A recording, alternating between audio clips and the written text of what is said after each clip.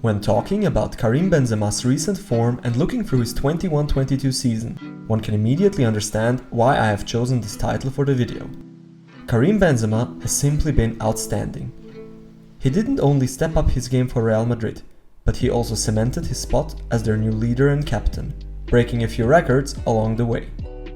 The most notable one is definitely Benzema becoming Real Madrid's second highest goal scorer in the club's history, surpassing Raúl, who has held that record with 323 goals scored for the Spanish giant.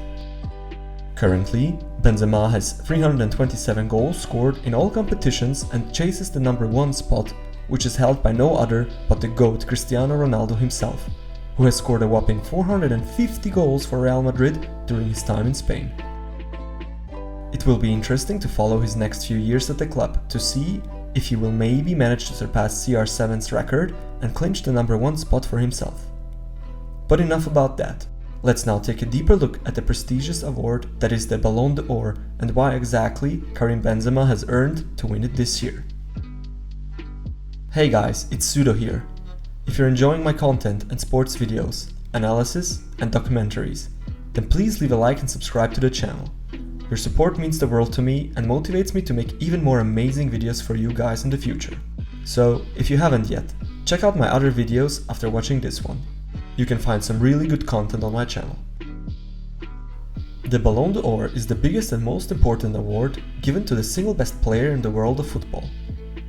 Once every year, international journalists and the coaches and captains of the national teams under FIFA's jurisdiction get to vote from the shortlisted nominees, which 3 players in their eyes have played an outstanding season and which players really were the difference makers on the pitch. The player with the most votes ends up taking the award home and gets the privilege of being called the world's best until the next year's award ceremony. It's always a tough decision when talking about which one player had the biggest impact and the most game-winning performances over the course of the last season, especially since football is a team sport, where one single individual can only do so much by himself on the pitch.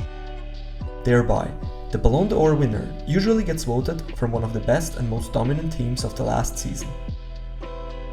While the award is given to the best player in the world for his individual stats and achievements of the last year, team achievements and titles won in domestic leagues, cups, or international tournaments like the Champions League, World Cup, European Cup or Copa America have been playing huge roles for the voters in shortlisting and voting for specific players. The argument was always that his individual amazing season and stats obviously mattered a lot, but that individual stats without any trophies won for either club or national team don't weigh as much as they would if the player had won silverware while hitting these impressive stats along the way. Let's look into a few examples now. Luka Modric was the first player in 10 years to win the Ballon d'Or apart from Cristiano Ronaldo and Lionel Messi. He managed to win the award in 2018, the year in which he yet again won the Champions League with Real Madrid, while also captaining and carrying his Croatian national team all the way to the FIFA World Cup final, where they unfortunately lost 4-2 against France, who were the most dominant team in the world at that time. Cristiano Ronaldo winning the Ballon d'Or over Lionel Messi during seasons in which both of them had outstanding individual achievements and stats has also been easily explained by the fact that Ronaldo had won more important silverware in that season. For example, in 2016, Ronaldo lifted the Ballon d'Or after winning the Euros 2016 and the Champions League of that season, while Messi only found success domestically.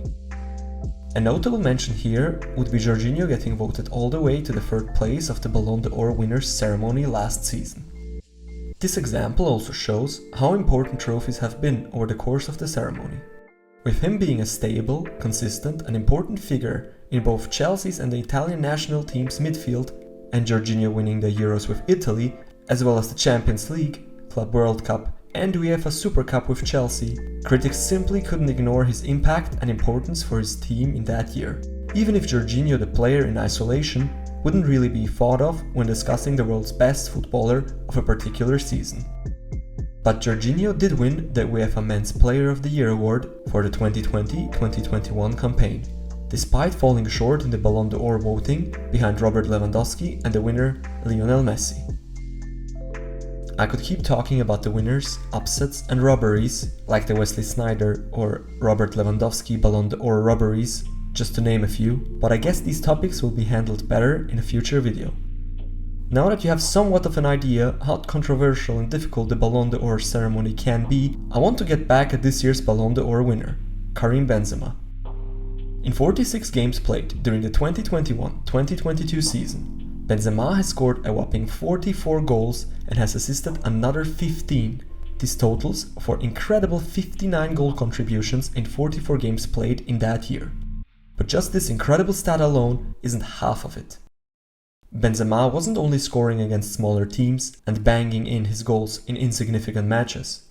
Most of his goals came in Real's biggest matches. Whether they were in La Liga or the Champions League, Karim Benzema was providing game-deciding goals while stepping up as Madrid's captain and leader, bringing his team nothing but success. Under the guidance of Italian manager Carlo Ancelotti, Real Madrid won 4 trophies in the last year, winning the domestic Spanish League, the Spanish Super Cup, the prestigious Champions League and the UEFA Super Cup. But these were only the team awards and silverware which Benzema won with Real Madrid in the last year. Individually, he was also crowned the UEFA Best Player in Europe, the La Liga and Real Madrid Player of the Year, as well as being the top scorer in the Champions League with 15 and in La Liga with 27 goals scored in that season. As you can see, Benzema's last year has been nothing but outstanding. So the only next logical things waiting for him are to be named French Player of the Year again, which would be a back-to-back title for him since he won the award in 2021 already, the season in which he also won the UEFA Nations League with France, and being crowned as the best football player in the world, thereby lifting the 2022 Ballon d'Or. When asked about their personal favorites for this year's Ballon d'Or ceremony, most professionals called out Benzema as their pick for the man who has earned that title the most. Ronaldo, Ramos, and even Lionel Messi, to name a few, all publicly said how they see the Frenchman as this year's clear favorite and title winner, especially when thinking of all the titles he has won, both individually and with Real Madrid. Benzema's past season was by far the best of his career so far, and it only makes us wonder which records and levels this man still can achieve and break. One must applaud and appreciate this man's hard work and dedication to the beautiful game of football, especially when realizing that life in Madrid hasn't always been going as smoothly as it is right now for the French striker. When looking through his career, it's easily noticeable that Benzema was never an egoistical striker to begin with. He was a crucial part in Real Madrid's success during their last decade of dominance, mostly noticeable during their BBC Bale Benzema Cristiano era. So don't get the facts twisted here.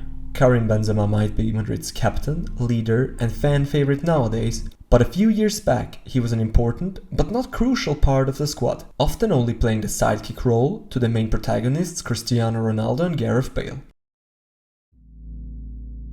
Benzema's dedication to winning and supporting his friends and teammates thereby led to him often dropping to the sides instead of playing the target man in the middle, leaving space for Gareth Bale and mostly Cristiano Ronaldo to cut inside the box to use that space created to score lots of beautiful goals.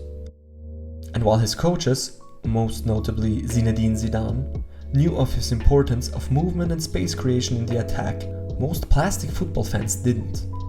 They would often only criticize Benzema for not doing his job or doing his job poorly because he would never put up the numbers and score the loads of goals a Cristiano would, for example. Ronaldo, however, would then often show up as a great teammate and give Benzema the penalty kick instead of searching for hat-tricks and goals himself. He would look out after Benzema whenever fans would boo him for not scoring a goal, even if Karim had been directly involved in the goal scored by another Galactico. Thereby, Ronaldo would point at Benzema instead of celebrating his goal alone and give him the penalty kick to show his gratitude for Karim's effort and hard work on the pitch, always sacrificing his glory and stats for his teammates, only caring about the win and team performance, because that's what good teammates do. They look out for each other and try to get the most out of one another in order to win everything together. So, seeing Benzema win the Ballon d'Or this year is more than deserved, especially when thinking of all the years in which he was sacrificing his own success to help others shine. Karim's time has come, and nobody in the world of football had something to say against it. In hindsight, people can now finally realize how important Benzema always has been for the Galacticos and that he truly has earned the rights to be one himself. I'm very happy to see him get the praise and appreciation which he has been lacking over the course of a few seasons now. With departures of key players and important leaders for Madrid like Ronaldo or Ramos, Benzema never crumbled under the pressure which his team was now put in. Contrarily, he accelerated his game to the next level and helped Madrid climb back on top of La Liga and the Champions League by becoming a dangerous goal-scoring machine with ice in his veins. Karim Benzema, who was booed and disrespected by most of his fans and critics while playing in Madrid, has now finally managed to silence his haters and show the world how good he truly is. He truly was the deserving winner of this year's Ballon D'Or, even if second-placed Sadio Mane and third-placed Kevin De Bruyne made a good case in their favor as well. Benzema was just on another level, and for now I am excited to keep following his next years at Madrid and the impact which he will have for the Spanish Giants as their captain and leader. Who knows, maybe Karim will manage to win a back-to-back Ballon d'Or and defend his trophy in the following year. But with players like Erling Haaland and Kylian Mbappe on the rise, this might end up being a very difficult thing to do after all.